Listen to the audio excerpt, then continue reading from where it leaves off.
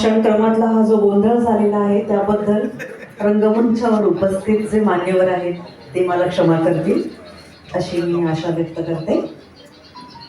आणि आता डॉक्टर गजानन दत्त पारखी यांना विनंती करते की त्यांनी कृपया 2 शब्द बोलावे. इतक्या मोठ्या मोठ्या माणसावर बोलणं मला माझ्या धडधड होतंय. भले मी हृदयरोग तज्ञ आहे पण मला धडधड वाढली. जास्त बोलणार नाही कारण सर्वांनी ऑडिओ विजुअल बघितले, सर्वांनी ऐकलंय. आपकी तारीफ मैं कैसे करूं, दिल से करूं या जुबा से करूं. आपकी तारीफ मैं कैसे करूं, दिल से करूं या जुबा से करूं, लफ्जों से करूं या दुआ से करूं. चलो मैं दुआ देता हूं आपको. सर्वांना 100, 150, 200 वर्ष तुम्ही जगा. ओके. 2-3 गोष्टी ज्या तुम्हाला कदाचित माहित नसेल काकांबद्दल मी बोलतो. त्यांच्या हृदयात डुकवणारा एकच डॉक्टर मी आहे. आणि आज ते ठणठणीत बरे दिसतात आहे त्याच्या मागे थोडंसं माझं पण श्रेय आहे. बाकी चांगलं डिटेल सांगणार नाही मी. सेकंडली मी जेव्हा 5 वर्ष अध्यक्ष झालो आपल्या समाजाचा तेव्हा मला खंबीर असा उपाध्यक्ष पाहिजे होता. दादा आहे आपला पण आणखी असा स्पष्ट वक्ता, कोणाला कान पिचक्या करणारा, कान पकडणारा असा मला पाहिजे होता. ते त्या चोनकरच्या रूपाने मिळाला मला. जेव्हा जेव्हा दैवज्ञाचा इतिहास लिहिला जाईल तेव्हा तेव्हा चोनकर सरांचं नाव हे सुवर्णाक्षराने लिहिलं जाईल. नाना आपले मुंबईचे शिल्पकार, महाराष्ट्र शिल्पकार, रेल्वे शिल्पकार, पण नानांच्या स्मारकाचे शिल्पकार हे चोनकर साहेब आहेत. त्यांचा संघर्ष या लोकांनी जवळ पाहिला तसं आम्ही सोबत पाहिला आहे. त्यांच्या खांद्याला खांदा लावून आम्ही या 2 महारथी जे बसले बिचारे नानांच्या नावासाठी धडपडणारे झपाटलेले लोक, त्यांच्या खांद्याला खांद्याला काम लावून काम करायचं सौभाग्य आम्हाला मिळालं. त्यामुळे तुम्हाला तुमच्या सर्व मनोकामना पुरे हो अशी ईश्वर चरणी मी प्रार्थना करतो. म्हणून माझ्या आता मी 2 शब्द संपवतो. लास्ट एवढंच म्हणतो की यूं ना थक के बैठो आपकी आपकी उड़ान अभी बाकी है, चंद मुट्ठी जमीन खत्म हुई है, सारा आसमान बाकी है. सारा वा डॉक्टर वा, तुम्ही सगळ्यांच्या मनातल्या भावना इथे आता या अशा कवितेच्या रूपानं केलेल्या आहेत सादर. मी माननीय श्री सुरेंद्रजी शंकर शेठ यांना विनंती करते की आपण 2 शब्द बोलावे. जरा बसवत बोलावं भाषण वगैरे करावं लागेल असं मला सांग कल्पना दिली होती.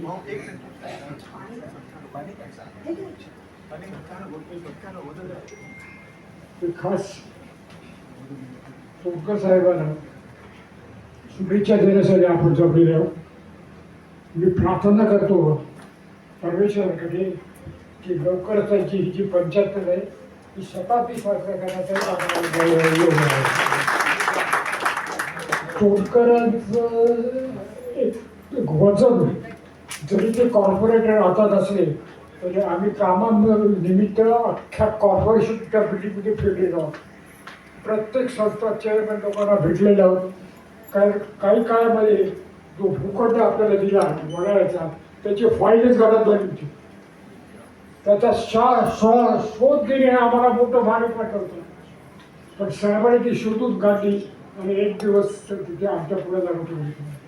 त्यापासून ती चर्चेला वेळ आता लाभाचा खट करेल त्या बोटाची साहेबांनी बोलले की तो प्रयत्न केलेला आहे भूखंडासाठी तो सर्वस्व चोनकरांचा. प्रतिष्ठाच्या कमिटीवरती आहेत हे आम्ही आमचा भागी समजतो. पुष्कळ गायडर एक्सपिरियन्स इतका माणसाला कचून बनले आहेत. आम्ही फक्त नामं म्हणत असतो. त्यांच्या होडे ते बोलू तिथे वगैरे आणि त्यांना सहाय्य केलेले. लवकरच त्या आम्हाला आणखी सही मान्यता आता फक्त आहे ती आर्थिक पंचायत आहे ती पण मला वाटते 1-2 आठवड्यात तीच निकाला निघेल असं वाटतंय. आणि आपण तो पायाभरती सर बरोबर लवकरात लवकर सादर करू. ईश्वर घरा परत एक स्वतःचं जे आयुष्य देऊन ही प्रार्थना करून मी सर्वांचं वेळ वगैरे आले मोठे नामांकित लोकांच्यावर मी बोललं बरं पाहिजे. ह्यांचं बोलणं ऐकण्यासाठी आपण ऐकून घ्या काय बोलता येते. सर्वांना आशीर्वाद देतो. Thanks very much. आपण आवाज आहे अच्छा दिल्लीकर सर आमच्या लाखभरापासून ते दोस्त आम्ही एकत्र खेळलेलो. अच्छा चिराव करत गेलो. अच्छा नमस्कार धन्यवाद. आता माननीय ॲडव्होकेट श्री मनमोहन सोनकर आपल्या पुढे 2 शब्द सादर करतील. नमस्कार. महाराष्ट्राचा आराध्य दैवत छत्रपती शिवराय, वंदनीय शिवसेना प्रमुख बाळासाहेब ठाकरे यांना अभिवादन. आधुनिक भारताचे शिल्पकार, भारतीय रेल्वेचे जनक, शिक्षण तपस्वी, द्रष्टे समाज सुधारक नाना शंकरशेठ यांना विनम्र अभिवादन. आजच्या या कार्यक्रमाला माझ्या विनंतीला मान देऊन उपस्थित असणारे शिवसेना नेते, माजी केंद्रीय मंत्री खासदार अरविंदजी सावंत, शिवसेना नेते आमदार श्री सुनील प्रभूजी, श्री उपनेते रवींद्र मेर्लेकरजी, हर्षल प्रधानजी, राजेश पोळेजी आणि या गौरव समितीचे अध्यक्ष सन्माननीय सुरेंद्र भाऊ शंकरशेठ, परिषदेचे सन्माननीय अध्यक्ष समाजश्रेष्ठी डॉक्टर गजानन रत्नपारखी, दिनकर बायकेरीकर, आनंद पेडणेकर, सभागृहात उपस्थित असणारे सर्व समाज बांधव, नानाप्रेमी, मित्र परिवार, बंधू भगिनीनो, आज आपण माझ्या या अमृत महोत्सवी वाढदिवसाच्या निमित्ताने आपण या ठिकाणी आलात. मी तुमचं सर्वांचं सहर्ष स्वागत करतो. आपण माझ्या पाठीमागे जे आज उपस्थिती लावून आज आपलं प्रेम, आपले आशीर्वाद आपण देत आहेत, त्या सर्वप्रती मी पुन्हा तुमचे आभार मानतो. बांधवांनो, या सर्वप्रथम मी या ठिकाणी उपस्थित असणारे अरविंद सावंत साहेबांचे मी आभार मानणार आहे. ज्यावेळी त्या मतदारसंघाचे लोकप्रतिनिधी म्हणून, खासदार म्हणून ज्या दिवशी निवडून आले, त्या दिवशी पहिल्या सभागृहामध्ये पहिला आवाज उठवणारे हक्काचे खासदार आपल्याला मिळाले, ते अरविंदजी सावंत साहेब. आता तुम्हाला मागच्या आठवड्यात सुद्धा मी तुम्हाला एक व्हिडिओ त्यांचा शेअर केला होता. प्रत्येक अधिवेशनामध्ये त्यांचं भाषण, त्यांचं त्या विषयावरती त्यांचं मागणी. आणि तुम्हाला बांधवांना एवढं सांगेन की माझा पहिला फोन किंवा माझा फोन जर त्यांनी उचलला ना तर रिटर्न कॉल करणारी अशी सन्माननीय व्यक्ती अरविंदजी सावंत आपल्या सर्व समाजाच्या पाठीमागे खंबीरपणे उभे आहेत. मी आज दुसरे आभार मानणार आहेत प्रभूसाहेब तुमचे. प्रभूसाहेब, ज्या वेळेला भूखंडाचा ठराव मांडला गेला, 1 एकराचा भूखंड होता, ठराव असा होता. तो 1 एकराचा भूखंडाचा ठराव ज्यावेळेला 2000 स्क्वेअर मीटरचा ज्यावेळेला आला, त्या 2000 नंतर 1500 आणि नंतर 1000 आणि त्यावेळेला सीताराम कुंटे साहेब कमिशनर साहेब होते. 1500 स्क्वेअर मीटरचा भूखंड आदल्या बैठकीमध्ये मंजूर केला होता. आपण साहेब तुम्ही महापौर होतात. दुसऱ्या दिवशी त्यांनी 1000 केला, 1500चा 1000 केला. त्यावेळेला मी तुमचं रूप बघितलंय प्रभू साहेब. आज मी तुम्हाला आयुष्यात कधीच विसरणार नाही प्रभू साहेब. एवढे तुमचे अनंत उपकार आहेत. आज का सांगतो ही वेळ आली की त्यावेळेला आपलं ज्यावेळेला 2015 साली ज्यावेळेला भूमिपूजन झालं, त्यावेळेला तिथे ती योग्य वेळ नव्हती. पण आज तुमच्याबद्दल आदर आणि अभिमान या सर्व समाज बांधवांना कळायला पाहिजे, म्हणून मी तुमचं गुणगान करतोय. तुमचे अनंत उपकार आमच्या या समाजा पाठीमागे आहेत. एवढं करून थांबलेलं नाहीये. त्या भूखंडाची किंमत 1,90,00,000 रुपये लावली होती. शिवसेना प्रमुखांनी सांगितलं की हा भूखंड 1 रुपयाने मिळाला पाहिजे. अरविंद सावंत साहेब, हे शिवसेना प्रमुखांचे उपकार आहेत आमच्यावरती.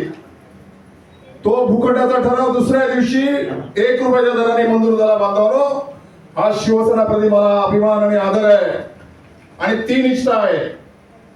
आज शिवसेनेबद्दलची जी निष्ठा आहे ती निष्ठा आहे. आज मला बाळासाहेबांनी अन्नाला लावलंय आणि जोपर्यंत आज श्वास आहे तोपर्यंत मी शिवसैनिक राहणार. मी आजच्या या पुस्तकामधनं मी मांडले माझं मत. जोपर्यंत या जीवनात, जोपर्यंत या शरीराचा श्वास आहे तोपर्यंत मी शिवसैनिक राहणार आहे. माझ्यावरती शिवसेनेचे अनंत उपकार आहेत सावंत साहेब. माझ्या दोन्ही भावाला अन्नाला लावलंय. हे जे उपकार आहेत ते आम्ही कधीच फेडू शकत नाही. आज मला सुद्धा अनेक आमिष आली, मोह आले, पण मी त्यांना सांगितलं की ज्या शिवसेनेचं अन्न खातोय, ज्या शिवसेनेचं मीठ खातोय, ती शिवसेना मी कदापि सोडणार नाही, कदापि सोडणार नाही.